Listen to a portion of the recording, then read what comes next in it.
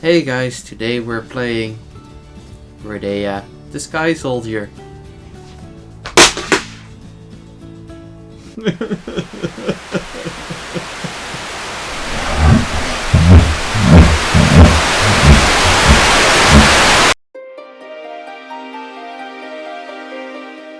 I don't want to say this, but this is the worst game I played so far in 2015, and I really don't know where to begin. Well, let's start with some history, I guess. Back in 2010, Yuji Naka, the brain behind Sonic the Hedgehog and Nights into the Dreams, showed an early build of the game and got a lot of praise for it. About a year later, the game was pretty much finished for the Wii, but Yuji Naka couldn't find someone to publish the game. Around this time, I myself saw a trailer of the game, and I really liked what I saw. But then something somewhere went wrong. The game was stuck in development hell, and it took almost 4 years till we finally could play this game. So back in April, the game was released in Japan on the 3DS and the Wii U, and the Wii version was cancelled, but you could still play the Wii version if you bought the first print of the Wii U version.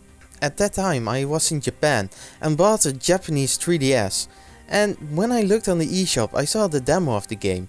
I played the demo and I didn't really enjoy it. Within a day or two I even forgot I played it.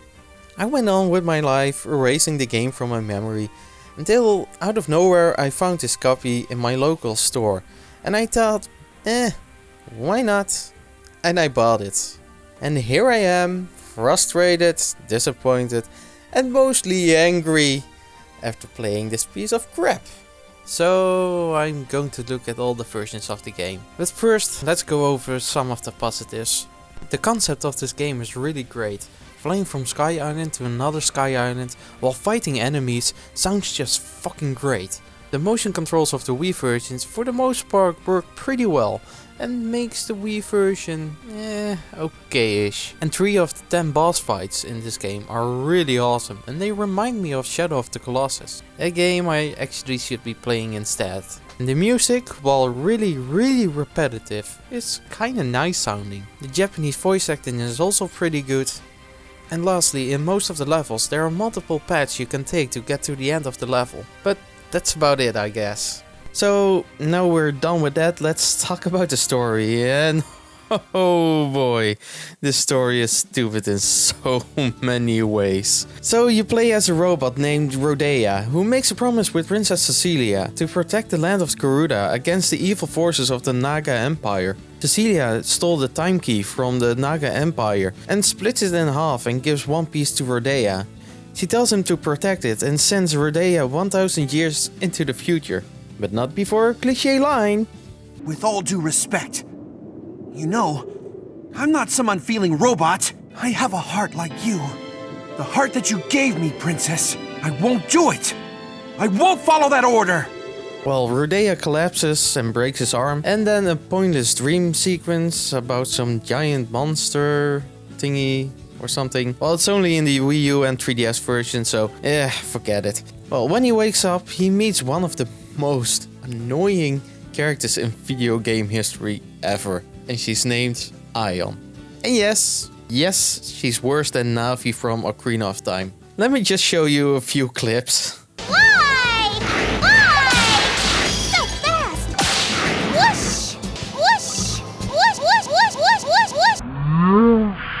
Shut up! Every few seconds he makes some really annoying and stupid noises or sounds or whatever, and it's freaking irritating. However, this is only in the Wii U and 3DS version. In the Wii version she's kinda likable cause she knows when she has to shut up.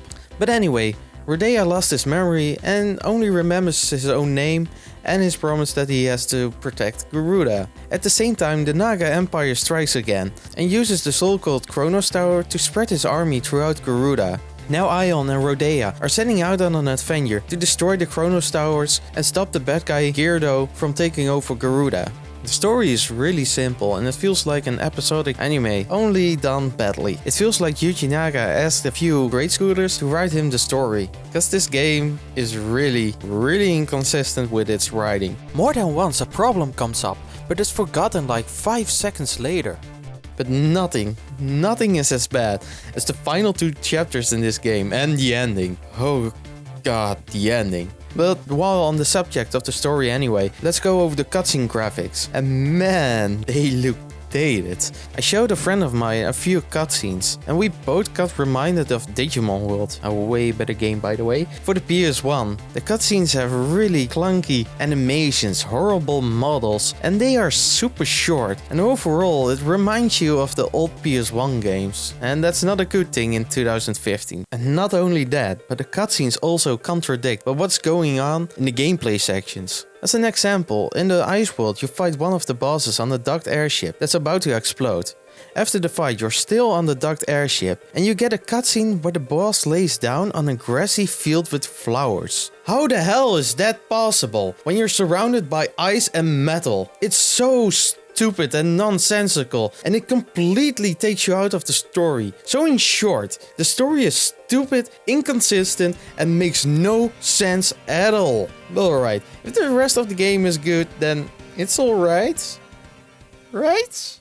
But anyway, let's go over the presentation of the game. So once again, let's try to stay positive for a bit. So the Wii version does look kinda nice, with its really colorful and vibrant look, and most of the time it runs at a consistent frame rate. The Wii U and 3DS however are shit presentation wise. First, the Wii U version. For some reason the Wii U version looks a lot worse. Body textures, weird and poor lighting and weather effects, a low polygon count, and it does away with the colorful graphics to make it look really bland. And the stupidest thing is the weird and cheap looking Photoshop filter that they put on the game to make it even look more bland. The frame rate also likes to drop from time to time, but there's one version that's even worse, and that's the 3DS version, and it's a mess. The frame rate drops a lot, and most of the time you will be playing with around 15 to 20 frames per second. The 3D is horrible and it hurts your eyes, and really, it's the first time that ever happened to me. And the draw distance is really bad, you can't see a thing. Go watch my comparison video to see how bad it is. The 3DS version also can't decide if it wants to use the Wii U cutscenes or the Wii cutscenes. And like the Wii U version, it looks really freaking bland.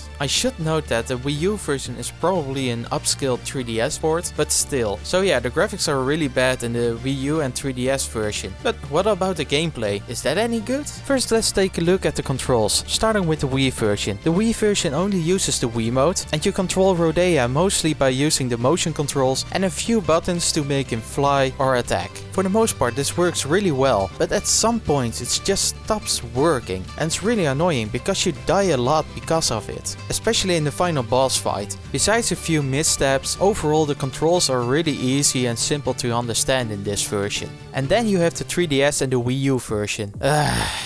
Well, in a sense, it's really similar to the Wii version. Instead, now you control most of the things with the control stick and with the A button. The biggest difference is how the aim system works. In the Wii version, it's really simple. You point at something, press a button, and you go toward that point. In the Wii U and 3DS version, you first have to jump, then press the A button again, then you go in aiming mode, then you have to aim where you want to go, and then push the A button again. The problem is it just takes too long before you finally can go where you want to go. But that's not the only problem. There's even a bigger problem with the aiming system in the Wii U and 3DS version, because most of the time when you aim at something, it doesn't go there. It just fails to recognize where you're aiming at, and that's really annoying. And on top of that, there's even a limit on how much you can fly in the Wii U and 3DS version, which makes it even more annoying, tedious, slow and boring. One example is that at one point it took me over 7 minutes to do one battle that only took 1 minute in the Wii version, because the aiming system in this version just didn't work. And that's really sad, because I want to like the 3DS and the Wii U version, but with controls like these, it just isn't going to happen. So the controls in the Wii U and 3DS version are really bad, and they are okay in the Wii version. But what about the gameplay itself? Well, all the three versions have the same objectives. The game has 5 worlds split up in 25 chapters, and in each chapter you either go to a rainbow marker, defeat enemies, find or place objects, or solve puzzles. And in each last chapter of each world, you fight a huge boss. And while the game has a lot of objectives and tries to mix it up a lot, it still is really boring and repetitive. The combat is really shallow and it's mostly just you boosting into enemies until they die, and the puzzles are nothing more than pressing a switch or destroying a certain enemy. There's also no platforming to speak of, because you can fly all you want. The game tries to mix up the setting from time to time to change up the sections a little bit, but yeah, overall it it's just boring. And while it's a boring game, there are some moments in this game that are really fun and cool. Like one of the last chapters is a shooting section that feels like a Kid Icarus Uprising air section. And the bosses are also really good, at least most of them. My favorite being a robot boss bird. Pretty much the whole fight you're on his back and you have to fly through all his wings and his beak and whatever. It's really cool and that's the highlight of the game. Except the last final boss, just he is crap, but the rest of them are really good. The Wii version also has multiplayer, but it's nothing special. 15 minutes and you're done with it. And the stages in the multiplayer are boring too, because there are no obstacles or whatever, but it's there, I guess.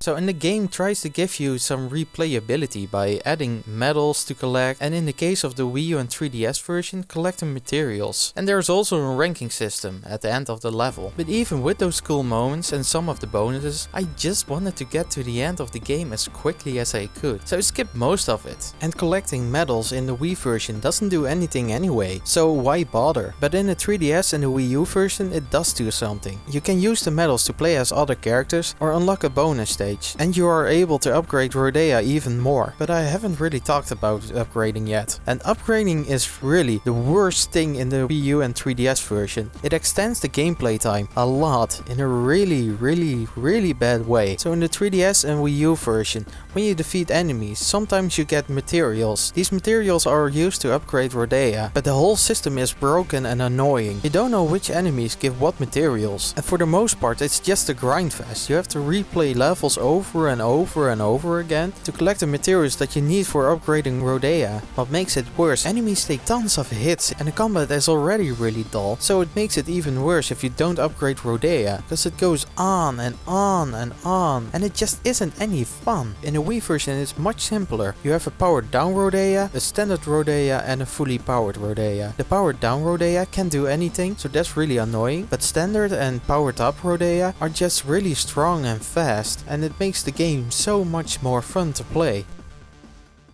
So in conclusion, don't buy this game. This game is really bad. It's about 5 hours long and the Wii U and 3DS version about 10 hours long because of all of the stupid grinding. The story is really freaking stupid and makes no sense.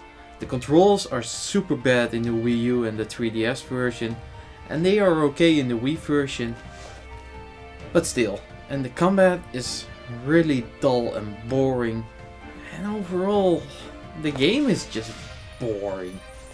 So if you'll excuse me, I'm going to play a better game. Hey guys, thanks for watching my review on Rodea the Sky Soldier. If you liked the video, please hit that like button. And if you want to subscribe, hit the subscribe button. Yay! I also have Facebook and Twitter right now. So if you want to follow me on there, well, the links are probably somewhere down in the description. And I'll put some videos somewhere on the screen. I don't know which, but I'll do some. Yeah, cool. So again, thanks for watching and till next time.